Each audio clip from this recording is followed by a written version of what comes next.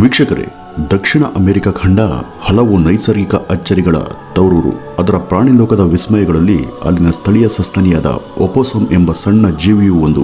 ಒಪೋಸಮ್ ಎಂದು ಕರೆಯಲ್ಪಡುವ ಈ ಜೀವಿಯು ಗರ್ಭಚೀಲವುಳ್ಳ ಮರ್ಸುಪಿಯಲ್ ಜಾತಿಗೆ ಸೇರಿದ ಸಸ್ತನಿ. ಈ ಮರ್ಸುಪಿಯಲ್ ಅಂದ್ರೆ ಮರಿಯನ್ನ ಹಾಕಿ ಅವುಗಳನ್ನ ತನ್ನ ಹೊಟ್ಟೆಯ ಚೀಲದೊಳಗೆ ಇಟ್ಕೊಂಡು ಹಾಲುಣಿಸಿ ಬೆಳೆಸುವ ಸಸ್ತನಿ ಅಂತ ಅರ್ಥ.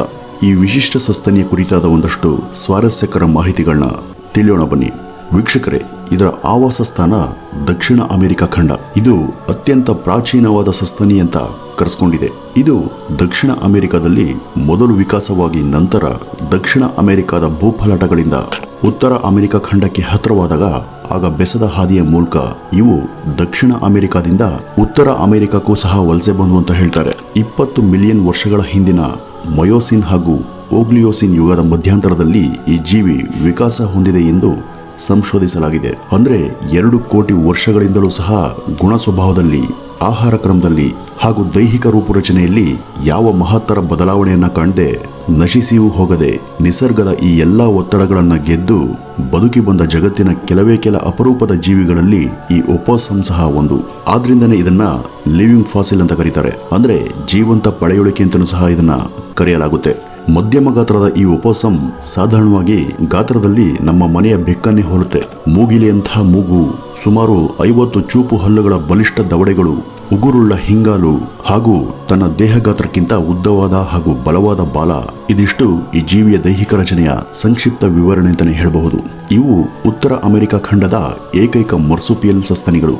ಅಲ್ಲಿನ ಕಾಡು ಜನ ಅವರ ಭಾಷೆಯಲ್ಲಿ ಈ ಜೀವಿಯನ್ನ ಒಪೋಸಮ್ ಅಂತ ಕರೆದರು.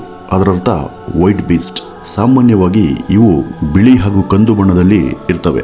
ಜನರಿಗೆ ಇವು ಎದುರಾದ ಕೂಡಲೇ ಅವು ಹೆದರಿ ಓಡಿ ಹೋಗ್ತಾ ಇದ್ದ ಕಾರಣ ಈ ಬಿಳಿ ಜೀವಿಗಳನ್ನು ಅವರು ಹಾಗೆ ಕರೆದಿರಬಹುದು. ಇದೇ ಮಾದರಿಯ ಪಾಸಮ್ ಎಂದು ಕರೆಯಲ್ಪಡುವ ಇನ್ನೊಂದು ಮರ್ಸುಪಿಯಲ್ ಸಸ್ತನಿಯನ್ನ ಒಪೋಸಮ್ಗಳೆಂದು ಅಪಾರ್ಥ ಮಾಡಿಕೊಳ್ಳಲಾಗುತ್ತೆ. ವಾಸ್ತವವಾಗಿ ಪಾಸಮ್ಗಳೇ ಬೇರೆ ಹಾಗೂ ಒಪೋಸಮ್ಗಳೇ ಬೇರೆ. ಪೋಸಮ್ಗಳು ಸಹ ಮರ್ಸುಪಿಯಲ್ ವರ್ಗಕ್ಕೆ ಸೇರಿದ ಸಸ್ತನಿಗಳೇ. ಆದರೂ ಅವು ಆಸ್ಟ್ರೇಲಿಯಾದ, ನ್ಯೂ ಗಿನಿಯಾದ ಸ್ಥಳೀಯ ಜೀವಿಗಳು ಹಾಗೂ ಒಪೋಸಮ್ಗಳಿಗಿಂತ ಗಾತ್ರದಲ್ಲಿ ತುಸು ಸಣ್ಣವು. ಅಮೆರಿಕ ಖಂಡದ ಈ ಒಪೋಸಮ್ಗಳು ಕ್ರಿಸ್ತಶಕ 16ನೇ ಶತಮಾನದಲ್ಲಿ ಮೊದಲ ಬಾರಿಗೆ ಬ್ರಿಟಿಷ್ ಯಾತ್ರಿಕರ ಕಣ್ಣಿಗೆ ಬಿದ್ದಿದ್ದು. 1608ರಲ್ಲಿ ದಕ್ಷಿಣ ಅಮೆರಿಕಕ್ಕೆ ಕಾಲಿಟ್ಟ ಜಾನ್ ಸ್ಮಿತ್ ಎಂಬ ಇಂಗ್ಲಿಷ್ ಪಯಣಿಗ ಈ ಜೀವಿಯನ್ನ ಮೊದಲ ಬಾರಿಗೆ ಅಲ್ಲಿನ ಕಾಡು ಭಾಷೆಯನ್ವಯ ಒಪೋಸಮ್ ಎಂದು ತಿದ್ದಿ ಬರೆದ. ಈ ಒಪೋಸಮ್ಗಳು ಸಂಕೋಚ ಸ್ವಭಾವದ ಜೀವಿಗಳಾದರೂ ಅವು ಇತರೆ ಚಿಕ್ಕ ಪುಟ್ಟ ಜೀವಿಗಳೊಂದಿಗೆ ಉತ್ತಮ ಬಾಂಧವ್ಯವನ್ನ ಬೆಳೆಸ್ಕೊಳ್ತವೆ. ಹಾಗೂ ಇವುಗಳ ಇನ್ನೊಂದು ವಿಶೇಷತೆ ಅಂದ್ರೆ ಇವು ತಾವು ವಾಸಿಸುವ ಕಾಡಿನ ಪ್ರದೇಶವನ್ನ ಕ್ರಿಮಿಕೀಟಗಳಿಂದ ಸ್ವಚ್ಛವಾಗಿರಿಸ್ತವೆ. ಕ್ರಿಮಿಕೀಟ, ಉಣ್ಣೆಗಳು ಹಾಗೂ ಇತರ ಪೆಸ್ಟ್ಗಳೇ ಇವುಗಳ ಪ್ರಾಥಮಿಕ ಆಹಾರವಾಗಿರೋದ್ರಿಂದ ಕ್ರಿಮಿಗಳನ್ನ ಭಕ್ಷಿಸುವ ಇವು ನಿಸರ್ಗದ ಸ್ವಚ್ಛ ಕಾರ್ಮಿಕ ಜೀವಿಗಳು ಅಂತ ಹೇಳಬಹುದು. ವೀಕ್ಷಕರೇ, 2015ರಲ್ಲಿ ಪ್ರಾರಂಭವಾದ ಆಕ್ಚುಯಲ್ ಟ್ರೈನಿಂಗ್ ಸೆಂಟರ್ ಬಗ್ಗೆ ಒಂದಷ್ಟು ಮಾಹಿತಿಯನ್ನ ತಿಳ್ಕೊಳ್ಳೋಣ ಬನ್ನಿ. ಕೇವಲ ಲಾಕ್ಡೌನ್ ಅವಧಿಯಲ್ಲಿ 1000ಕ್ಕೂ ಹೆಚ್ಚಿನ ವಿದ್ಯಾರ್ಥಿಗಳು ಇಲ್ಲಿ ಆನ್ಲೈನ್ನಲ್ಲಿ ತರಬೇತಿಯನ್ನು ಪಡೆದು ಯಶಸ್ವಿಯಾಗಿದ್ದಾರೆ. ಇವರು ಫುಲ್ ಇಯರ್ CET ಕೋಚಿಂಗ್ ಮತ್ತು regular full year tutorial for first and second PUC, science and commerce, job interview performance skill enhancement, English language training, recruitment training ಮತ್ತು ಸ್ಟಾಕ್ ಮಾರ್ಕೆಟ್, ಟೆಕ್ನಿಕಲ್ ಅನಾಲಿಸಿಸ್ ಕೋರ್ಸ್ಗಳನ್ನ ನೀಡ್ತಾರೆ. ಇಲ್ಲಿ 2021ರಲ್ಲಿ CET ಪರೀಕ್ಷೆ ಬರೆಯಲಿರುವ ವಿದ್ಯಾರ್ಥಿಗಳಿಗೆ online regular coaching ಮತ್ತು science and commerce ವಿದ್ಯಾರ್ಥಿಗಳಿಗೆ regular offline tutorial ನೀಡಲಾಗುತ್ತೆ. ಇನ್ನು ATCಯ HR ತಂಡವು ನೀವು ಇಂಟರ್ವ್ಯೂನಲ್ಲಿ ಉತ್ತಮವಾಗಿ ಕಾರ್ಯವನ್ನು ನಿರ್ವಹಿಸಲು ತರಬೇತಿಯನ್ನು ಕೂಡ ಕೊಡ್ತಾರೆ. ಇನ್ನು ಸ್ಪಷ್ಟವಾಗಿ ಇಂಗ್ಲಿಷ್ ಮಾತನಾಡಲು ಕನ್ನಡ ಭಾಷೆಯ ಸಹಾಯದಿಂದ ಕಲಿಸ್ತಾರೆ. ಬಿಸಿನೆಸ್ ಅಥವಾ corporate communication, email writing, assign training ಅನ್ನು ಕೂಡ ಇಲ್ಲಿ ಕಲಿಸಲಾಗುವುದು. ರಿಕ್ರೂಟ್ಮೆಂಟ್ ವೃತ್ತಿಯಲ್ಲಿ ತೊಡಗಿಸಿಕೊಳ್ಳೋರಿಗೆ ಇಲ್ಲಿ ರಿಕ್ರೂಟ್ಮೆಂಟ್ ತರಬೇತಿಯನ್ನು ಸಹ ನೀಡಲಾಗುವುದು.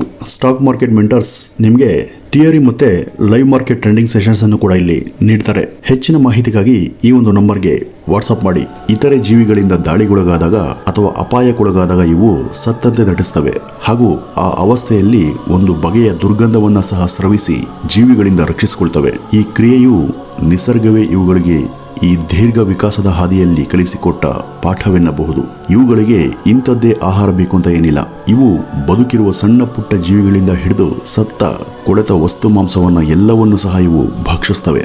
ಬಹುಶಃ ಈ ಸರ್ವ ಭಕ್ಷಕ ಗುಣವೇ ಇವುಗಳನ್ನ ಈವರೆಗೆ ಬದುಕಿಸುತ್ತಾ ಬಂದಿರಬೇಕು. ಇದರ ಹೆಣ್ಣು ಜಾತಿಯನ್ನ ಜಿಲ್ಸ್ ಎಂದು, ಗಂಡುಗಳನ್ನ ಜಾಗ್ಸ್ ಎಂದು ಕರೆಯಲಾಗುತ್ತೆ ಹಾಗೂ ಬೇಬಿಗಳನ್ನ ಜೋ ಎನ್ನಲಾಗುತ್ತೆ. ಇವುಗಳಿಗೆ ಇತರೆ ಸಸ್ತನಿಗಳಿಗಿಂತ ಚುರುಕಾದ ಇಂದ್ರಿಯ ಶಕ್ತಿ ಇದ್ದು ಇವುಗಳ ಗ್ರಹಿಕಾ ಬಲದಿಂದ ಹತ್ತಿರವಾಗುವ ಎಲ್ಲಾ ವಿಧದ ಅಪಾಯಗಳನ್ನ ಇವು ಕೂಡಲೇ ಗ್ರಹಿಸಿ ರಕ್ಷಿಸಿಕೊಳ್ಳಬಲ್ಲವು. ಮಿಲನದ ಅವಧಿಯಲ್ಲಿ ಹೆಣ್ಣು ಸ್ರವಿಸುವ ಒಂದು ಬಗೆಯ ವಾಸನ ಗ್ರಂಥಿಯನ್ನು ಗ್ರಹಿಸಿ ಗಂಡುಗಳು ಹುಡುಕಿ ಬರುತ್ತವೆ. ಹೆಣ್ಣು ಒಮ್ಮೆಲೆ 20 ಮರಿಗಳನ್ನ ಏರುತ್ತೆ. 2 ಅಥವಾ 3 ವಾರಗಳಲ್ಲಿ ಮರಿ ಹಾಕುವ ಹೆಣ್ಣು ಮರದ ಪೊಟರೆ ಅಥವಾ ಬಿಲಗಳಲ್ಲಿ ಮರಿಗಳನ್ನ ರಕ್ಷಿಸ್ತವೆ. ಹುಟ್ಟಿದ ಮರಿಗಳು ಸಣ್ಣ ಗೋಡಂಬಿಯ ಗಾತ್ರದಲ್ಲಿರುತ್ತೆ.